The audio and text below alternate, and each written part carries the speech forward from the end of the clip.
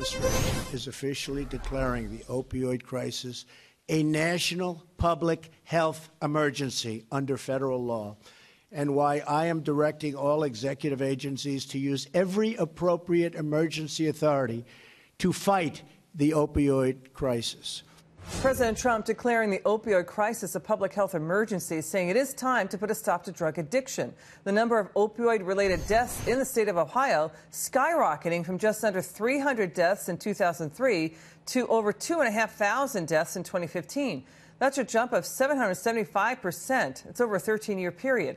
This, again, is according to the Ohio Department of Health. Take a look at stocks that make Narcan, which fights opioid. They're Walgreens, Pfizer, and Amphastar Pharmaceuticals, ending the day in the red. Joining me now, Butler County, Ohio Sheriff Richard Jones. Good to see you, Sheriff. How you doing? Good to see you. What did you make of the president's speech?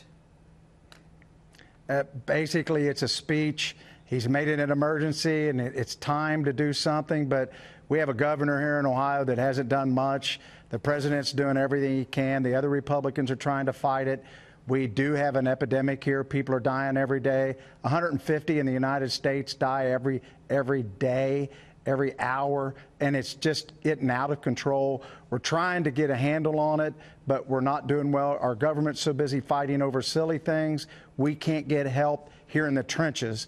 So what we're trying to do here, we've got a state representative by the name of Householder who's going to be the next Speaker of the House here locally in Ohio, and we're going to come up with some plans to try to reach out. What we've got is we spend 80% of our resources throughout the country on addiction, but we don't spend but 20% on trying to get educated, get the kids that are in the 3rd grade and the 4th grade. We've got the holes coming in larger than the holes going out, and there's no program other than talking points. Nothing's getting done as we speak right now. You know, Sheriff, Ohio's opioid epidemic, it costs the state up to $8.8 billion a year.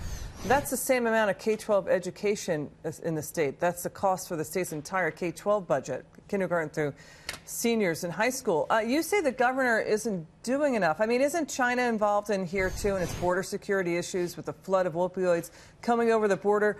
It's China, and why do you say the governor is not doing enough? He's not doing anything. He's been there 8 years, and all of a sudden it's an emergency.